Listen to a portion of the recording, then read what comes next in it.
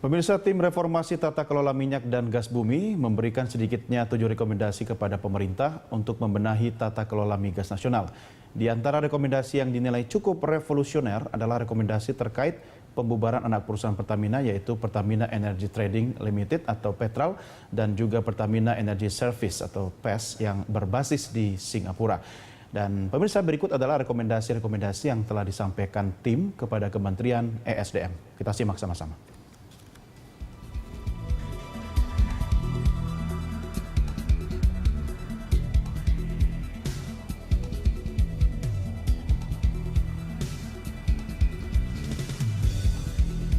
Ya, ini kalau kita lihat pemirsa, Pak Kurtubi juga sering kita diskusikan sebelumnya terkait menghentikan impor RON 88 ya, dan mengganti dengan Mogas 92 dan Gasol 0,25% ya. Masih ingat, Pak?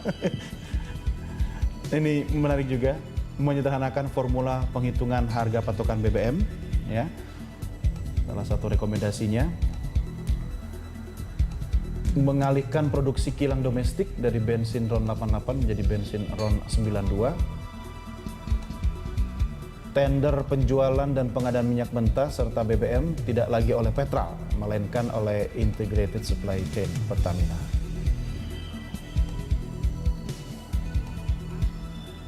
Nah, ini yang akan kita perdalam dalam diskusi kita terkait audit forensik terhadap proses bisnis Petral. Ya, pemirsa, kami juga mengundang partisipasi Anda bisa mengirimkan komentar, saran atau pertanyaan via akun Twitter kami di @berita1tv atau melalui nomor SMS yang bisa Anda saksikan di layar televisi. Kita lanjutkan diskusi kita. Pak Kurtubi, mafia fight back ini bisa terjadi dalam bentuk apa kira-kira? Memainkan regulasi atau seperti apa? Ada nggak gejala-gejala suhu berubah di kamar ruang Senayan tempat Bapak berkarya sekarang ini? Kalau di DPR khusus Komisi 7, tidaklah dengan terkait dengan... Yakin, Pak? Ya, insya Allah ya. Sebab kalau kita bilang ada, nanti buktinya mana? Ya, kan ya. repot itu ya. Paling susah membuktikan mafia, Nah, Pak. itu dia. Jadi, iktikat kita bersama ya, bagaimana ke depan ini efisiensi ini kita dorong terus. Agar meskipun kita tetap mengimpor, tetapi dengan secara efisien, ya kan? Saya katakan tadi, kalau kita tidak mau dimainkan oleh siapapun, ya jangan impor. Artinya kita harus bisa mampu memproduksikan sendiri BBM itu, ya. Tetapi kan untuk membangun kilang atau mengupgrade kilang itu butuh waktu lama. Nggak bisa dalam tempo 1-2 tahun selesai. Nah, kan bisa diakalin, Pak, nilai impornya kan semakin berkurang. Nah, itu bisa semakin berkurang, bisa tetapi untuk bebas sama sekali, ya susah. Maka saya dari jangka waktu yang paling aman menurut Pak Kurtubi berapa lama kira-kira kalau kita mau switch dari importir sampai kita bisa 100% mandiri? Mungkin 10 tahun. 10 tahun ya? 10 tahun, harus ada apa untuk menuju 10 tahun itu? Satu, Pertamina harus serius menambah kapasitas kilang yang ada sekarang di lokasi. Pak, Pertamina sudah serius, Pak. Cuma diganggu-ganggu melulu, Pak, dari dulu, Pak. Nah, sebenarnya udah ada programnya, Mas Doni. Jadi kalau Pak Kurtubi bilang 10 tahun, itu menurut kita sebenarnya juga baru bisa secara normal 1 kilang itu, Pak. Jadi 1 kilang dalam baru 10 tahun itu? Dalam 10 tahun. Kalau itu jangka waktu yang business as usual normal ya. Sementara kita sekarang harus melakukan inisiatif yang lebih pendek. Jadi dalam waktu 4 tahun harusnya sudah selesai terbangun 1 kilang. Nah, kalau 10 tahun itu mungkin penambahannya hanya sekitar 300 sampai 350 ribu barrel per hari. Nah, jadi inisiatif yang dilakukan Mas Doni adalah kita punya program Refinery Development Master Plan. Itu dalam waktu 3 tahun, Pak. Tadi kita melakukan optimalisasi produksi kilang. Kita berharap dalam waktu 3 tahun ini, Mas Doni, di waktu yang tidak terlalu lama, ada peningkatan produksi kilang sampai 2 kali lipat, Pak. Jadi kalau sekarang sekitar 800 ribuan barrel per hari bisa meningkat menjadi 1,6 juta barrel per hari. Nah, itu adalah tadi yang kita menyambung juga agar kita juga dari sisi import kita tidak perlu tergantung terlalu banyak dari luar. Jadi itu yang kita lakukan. Nah, tapi tentunya Pak Kurtubi tadi juga poinnya valid. Jadi dalam arti revitalisasi tetap dilakukan, tapi secara simultan memang kita harus sudah punya rencana juga, dan kita sekarang sedang melakukan proses-proses untuk itu. Jadi bukan hanya rencana, adalah paling tidak pembangunan 2 kilang baru. Ya, salah satu yang kita sekarang sudah melihat kondisinya itu, karena kan memang 70% dari masalah proyek adalah soal lahan, Mas Doni. Ya, betul. Nah, salah satu lahan yang kita bisa katakan sudah clean and clear adalah lahan milik Pertamina di Kalimantan, salah satunya di Bontang. Jadi ini kita lihat juga apakah itu memang suitable atau cocok untuk kemudian dilakukan pembangunan kilang baru di sana atau Begini, grassroots Mbak Wiyanda, refinery. bisa saya potong sedikit? Iya. Ya. Itu yang sudah clean and clear ya, yang Pak, ya? kita dengar ada pembangunan kilang baru mau di Bontang. Saya menyarankan agar pembangunan kilang ini memikirkan aspek-aspek masalah keamanan, aspek-aspek masalah ongkos angkut BBM yang dihasilkan oleh kilang baru nanti ke konsumen. Harus seefisien mungkin. Jangan sampai kita berusaha mati-matian menekan malah ternyata impor. ada kos lagi di situ. Ada kos karena biaya distribusi untuk 50 tahun ke depan secara konstan akan mahal. Jadi sama aja mafianya cuma pindah tempat aja. Bukan, dalam hal penentuan lokasi. Oke. Ya. Distribusinya. Saya mendukung program-program di Kalimantan Timur, tetapi kalau kilang lagi dibangun di sana, in case ada kita perang lawan negara tetangga, habis kita. Di Kalimantan Timur ada kilang BBM, ada LNG di situ. Mau dibangun lagi kilang baru. Semua dan ngumpul di BBM-nya situ. nih untuk mana? Untuk Nusa Tenggara, untuk Maluku. Itu ongkos-ongkosnya jauh. Jadi saya himbau kepada Pertamina untuk berpikir lebih nasional, ya.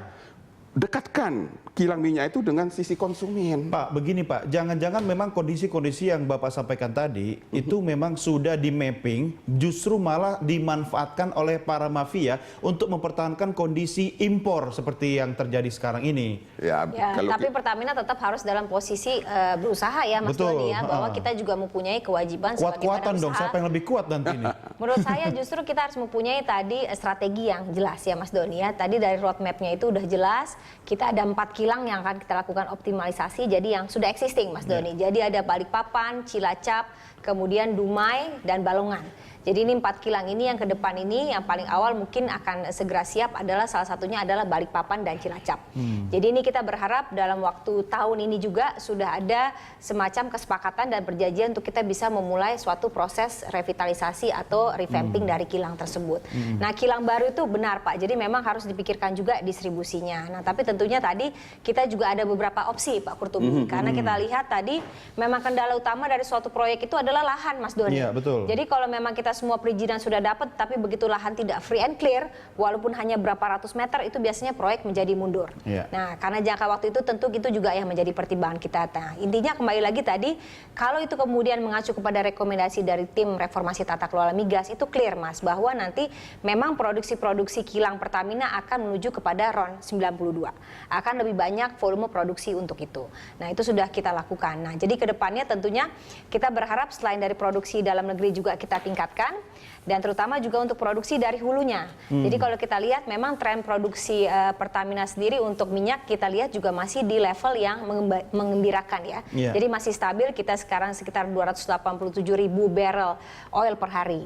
Nah, kita harapkan tren itu juga masih naik, begitu perusahaan yang lain turun kita justru naik Mas. Jadi dari sisi hulunya kita tingkatkan, tadi produksi kilangnya juga kita optimalisasi, kita tingkatkan produksinya. Nah, di sisi lain juga kita tadi setelah semua pengadaan dilakukan dengan ISC, kita berharap juga bisa mendapatkan nilai-nilai efisiensi yang lebih besar. Oke, sekarang kondisinya adalah Petrol bubar, akan ada audit forensik ya, audit investigasi. Pak Kurtubi, Mbak Wiyanda, kontrak-kontrak yang sudah berlaku sekarang ini bagaimana statusnya? Jadi kalau dari sejak di freeze atau dibekukan ini, sejak mulai berlakunya proses likuidasi sejak 13 Mei kemarin, jadi dua atau entitas bisnis ini tidak lagi diperbolehkan untuk membuat kontrak baru. Kontrak baru Ya. Kontrak yang existing kalau itu kemudian jangka waktunya itu melebihi dari jangka waktu yang normal, akan kita lakukan Normalnya audit. berapa lama? Jadi biasanya kalau untuk pengadaan kan waktunya tidak terlalu lama. Biasanya kalau itu kemudian ada yang untuk RON 88 biasanya waktunya 3 bulan. Nah, kalau kemudian kita temukan ada yang kontrak lebih lama dari 3 bulan, ini sudah ada instruksi dari Direksi Pertamina untuk mengaudit kontrak tersebut untuk dikembalikan ke jangka waktu yang lebih normal atau sesuai dengan ketentuan, Mas Doni. Jadi ini kita lakukan. Jadi mereka tidak melakukan kontrak-kontrak baru lagi, existing yang ada itu kemudian diselesaikan. Nah, kemudian kita juga melalui audit tadi dari due diligence yang sifatnya legal maupun financial, kita lihat kewajiban-kewajiban apa yang memang kemudian bisa menjadi kewajibannya atau tanggungannya Pertamina. Jadi tinggal menyelesaikan hal-hal atau kontrak-kontrak yang sudah berjalan ya. Yes. Itu pun dalam pengawasan tentunya kan? Tentunya iya, karena kita sekarang sudah punya tim untuk melakukan legal audit maupun financial audit. Pak Qurtubi, gimana suasana hati Pak Surya Paloh ini? Saya rasa nggak terkait dengan itu. Itu terlalu Kalau dari disambung. Angola gimana minyak kita ini? Justru itu yang benar. Jadi begini, Ini impor bukan belain bos partainya kan? bukan. Jadi begini, agar Pertamina bisa beli langsung dari produsen tanpa lewat pihak ketiga, mestinya dia dipayungi oleh kerjasama antar negara, G2G, ya. Kalau misalnya kilang Cilacap membutuhkan Arabian Light Crude dari Saudi Arabia untuk jangka waktu 30 tahun sejak dia dibangun, itu harus ada G2G payungnya sehingga ada kepastian supply selama jangka panjang itu. Jadi kalau G2G kerjasama pemerintah RI dengan pemerintah Saudi dalam konteks itu dulu, lalu eksekusinya oleh Pertamina membeli ALC itu dari Saudi Arabia. Nggak ada broker di situ? Nggak ada, langsung G2G. kontrak jangka panjang. Nah, dalam hal Angola ini kan kerjasama antar negara, antar Indonesia dengan pemerintah Angola, eksekusinya National Oil Company beli dari Angola. Nah, saya sarankan ke depan ya soal membangun kilang ini, ke depan kita tidak boleh minyak mentah itu hanya tergantung dari Middle East. Semua kilang-kilang kita itu tergantung dari crude oil dari Middle East. Nggak boleh itu. Harus ada diversifikasi dari Afrika Barat. Termasuk Angola ini? Dari Angola, dari Nigeria, Afrika Barat. Itu kalau dibawa ke Indonesia lewat Afrika Selatan, itu tembusnya yang paling dekat itu di Lombok. Jadi kalau kelak mau membangun kilang baru dengan crude oil dari Afrika Barat, yang paling tepat itu di Lombok. Bukan di Bontang, bukan. Dia naik ke atas lagi nanti itu. Lebih mahal ongkos angkutnya. Jadi yang ingin saya katakan bahwa harus betul-betul dipersiapkan agar kita itu efisien dalam segala hal. Efisien dalam mengimpornya, efisien dalam angkut jaraknya, demikian juga efisien dalam biaya distribusi BBM-nya. Biaya angkut dari pabrik BBM itu ke konsumen. Jangan semua BBM itu dikirim dari Balikpapan, dari Cilacap. Oke lah kalau untuk Pulau Jawa dari Cilacap. Kalau dari Angola paling dekat kemana Pak? Ke Lombok. Ke Lombok. Dari Afrika Selatan soalnya kan anunya itu. Nggak bisa kalau dia di Dumai atau itu naik ke atas dia. Jadi ongkos angkutnya lebih panjang ya. Jadi diversifikasi sumber minyak mentah kita harus punya, nggak boleh tergantung dari satu lokasi. Dalam hal terjadi peperangan di Selat Hormuz, kilang Cilacap kolaps, kilang Balikpapan kolaps, ya, kilang Balongan kolaps, karena mengandalkan semua crude oil dari Middle East. Jadi harus diversifikasi, bila perlu dari Rusia, ya, dari Siberia, bila perlu dari Venezuela. Jadi harus ada diversifikasi sumber minyak mentah, sebab negeri ini akan menjadi importir minyak mentah secara permanen. Seterusnya bisa 50-100 tahun kita menjadi importir minyak mentah. Kecuali apabila sistem tata kelola migas diperbaiki, undang-undang migas dicabut, SKK migas dilebur kembali ke Pertamina, itu solusinya. Makanya harus ada audit Pak. Betul. Di situ kan biar jelas dan terang benderang gitu kan. Tapi Pertamina merasa nggak sih Mbak Wiyanda bahwa memang keuntungannya sangat-sangat jelas kalau itu kerjasama antar G2G, seperti misalnya dengan Angola yang dilakukan ini? Jadi kalau saya mungkin tidak bilang negara per negara ya Mas Doni ya, lebih kepada adalah kalau memang itu G2G atau kemudian langsung ke International Oil Company, itu biasanya kita bisa melakukan kontrak yang lebih jangka panjang, term contract sifatnya ya. Dengan term contract ada dua hal yang bisa kita dapat, satu kepastian supply Mas Doni, kedua juga efisiensi dari harga yang akan kita bisa dapatkan. Nah jadi tentunya Pertamina juga akan melihat karena trading ataupun kemudian mendapatkan supply dari International Oil Company juga sudah dijalankan oleh Pertamina. Jadi memang aspek utamanya bagi Pertamina, goal utamanya adalah tadi bagaimana kita mendapatkan kepastian supply Mas Doni. Kemudian kita juga mendapatkan harga tentunya yang juga kita bisa monitor atau kemudian kita bisa kuantifisir dengan baik. Karena kalau itu long term contract, tentunya tadi diskonnya menjadi lebih besar, kemudian kepastian supply-nya menjadi lebih jelas. Nah, mungkin itu aspek-aspek utama yang bagi Pertamina, tapi memang harus pasti bahwa kerjasama G2G itu semuanya disesuaikan dengan tata kelola yang baik, ada akuntabilitas di sana, dan juga harus jelas bahwa itu memang benar-benar antara pemerintah dengan pemerintah. Memang ada jaminan Pak Kurtubi kalau itu sudah antar pemerintah, tidak ada mafia yang masuk di dalamnya? Jadi soalnya kalau sudah G2G itu payung hukumnya. Eksekusinya Pertamina dengan perusahaan yang bersangkutan di negara itu. Betul. Nah, dalam hal Tapi kan kita bicara mafia menyangkut orang, Pak, bukan lembaga, bukan soal stempel gitu, Pak. Jangan-jangan sekarang ganti seragam aja, Pak. jadi kalau Pertamina bisa beli langsung dalam hal crude oil ya dari produsennya, itu sudah efisiensi, maka kita dorong Pertamina ini sebanyak mungkin long term contract. Sebanyak mungkin long term contract, tidak melewati trader. Betul. Nah, demikian juga BBM. Kalau BBM ini kan produsennya siapa? Produsennya adalah kilang, refinery. Ya, maka mestinya Pertamina itu bikin kontraknya dengan kilang, dengan refinery. Katakanlah Shell di Malaysia, ya. Pertamina mestinya kontrak dengan Shell atau kilang siapa di Singapura, ya. Nah, katanya alasannya kilang-kilang ini dia minyaknya dijual lewat trading arm dia, lewat anak perusahaan dia. Nah, Pertamina Indonesia bisa protes.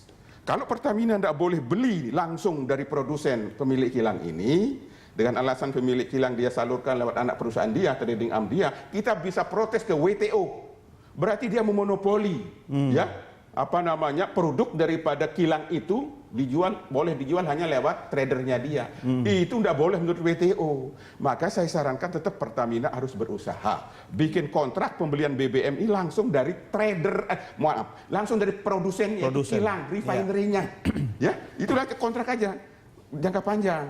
Nah, anak perusahaan dia jangan mau beli lewat anak perusahaannya, lewat trading arms-nya jangan mau. Jadi itu yang bisa membuat efisien. Kan menjadi lucu misalnya dalam hal minyak mentah. Pertamina itu Indonesia beli minyak mentah crude dari Asia Tengah, dari Kazakhstan, dari mana. Tetapi pembayarannya ke PTT Thailand, National Oil Company-nya Thailand. Kita kan sudah bubarin misalnya Petral. Seperti itu. Petral udah dibubarin, tapi di negara-negara lain juga punya petralnya begitu kan, Pak? Betul, mereka punya trading arm. Betul. Kita jangan mau dipaksa membeli BBM atau crude oil dari trading armnya mereka. Langsung dari produsen saja. Tapi ini tidak gampang. Karena minyak di Asia Tenggara dikuasai oleh trader-trader besar. Sehingga sampai detik ini pun trader-trader besar itu yang kita masih undang. Tapi ini tidak ada cara lain. Karena tidak bisa cut trader besar langsung long term contract dengan produsen, itu butuh waktu, tidak bisa dalam 1-2 tahun. Kontraknya harus habis dulu? Bukan. Perdagangan di migas di Asia Tenggara itu dikuasai oleh trader. Mana rela Pak mereka melepaskan yang sudah menjadi pundi-pundi penghasilan mereka? Ya, trader itu kan jumlahnya ratusan di Singapura itu, ya. Yang mereka by definition, ya, trader is not a producer. Oke? Mereka membeli minyak yang kita butuhkan dari sesama trader. Kongko sesama trader bisa diatur harganya di dalam MOP itu karena mereka transaksi sendiri antar mereka. Ya, transaksi antar mereka sendiri. Maklar minyak, Pak, ya? Maklar dengan bisa nggak hal-hal sampai sedetail itu diaudit, Pak? Kalau bukan perusahaan Indonesia tidak bisa diaudit. Oke, kita lanjutkan di segmen berikutnya soal audit, ya. Pemirsa, kami segera kembali, tetap bersama kami.